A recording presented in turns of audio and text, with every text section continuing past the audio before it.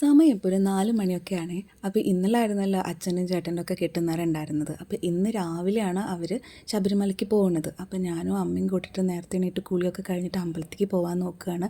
ലച്ചു എണീറ്റിട്ടില്ല കേട്ടോ, നല്ല തണുപ്പായതുകൊണ്ട് തന്നെ അവൾ പുതച്ച് മൂടി കിടക്കുകയാണ്. അങ്ങനെ അവളെ കുളിപ്പിച്ചു. പിന്നെ അച്ഛനും ചേട്ടൻ്റെ ഒക്കെ 2-3 ഡ്രസ്സൊക്കെ പാക്ക് ചെയ്യാണ്ടായിരുന്നു, അതുകൂടെ പാക്ക് ചെയ്ത് ഞങ്ങളിത് അമ്പലത്തിൻ്റെ അവിടെ എത്തിയിട്ടുണ്ട്. സ്വാമിമാരൊക്കെ വണ്ടിയൊക്കെ ഒരുക്കുന്നുണ്ട്, അവർ പോകുന്ന വണ്ടി.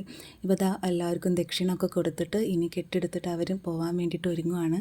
അപ്പോൾ ഗുരുസ്വാമി എല്ലാവരുടെയും കെട്ടൊക്കെ പൂജിക്കുകയാണ് കേട്ടോ. അപ്പോൾ അത് അച്ഛനും ചേട്ടനൊക്കെ കെട്ടെടുത്തിട്ട് ഇനി തേങ്ങ ഉടച്ചിട്ട് അവർ വണ്ടിയുടെ അവിടേക്ക് പോവുകയാണ്. സ്വാമിമാർ ശരണം വിളിച്ചിട്ട് കെട്ടെടുത്ത് ഇറങ്ങുമ്പോൾ മനസ്സിന് വല്ലാത്തൊരു വിഷമമാണ്. എന്തിനാണെന്നറിയില്ല, അവർ അയ്യപ്പനെ കാണാൻ വേണ്ടി പോവുകയാണ്. എന്നാലും ശരി, വല്ലാത്തൊരു സങ്കടം തോന്നും ആ ഒരു ശരണം വിളി ആ ഒരു സമയത്ത് കേൾക്കുമ്പോൾ. അങ്ങനത്തെ സ്വാമിമാർ ബസ്സിലൊക്കെ കയറി ഇനി ഗുരുസ്വാമി ബസ് പൂജിക്കുകയാണ്. ബസ് പൂജിച്ചിട്ട് ഇനി അവർ പോവും. അപ്പോൾ എല്ലാ സ്വാമിമാർക്കും ഒരാപത്തും കൂടാതെ ദർശനം കിട്ടി വരട്ടെ എന്ന് മാത്രം പ്രാർത്ഥിക്കുന്നു. സ്വാമി ശരണം അയ്യപ്പ.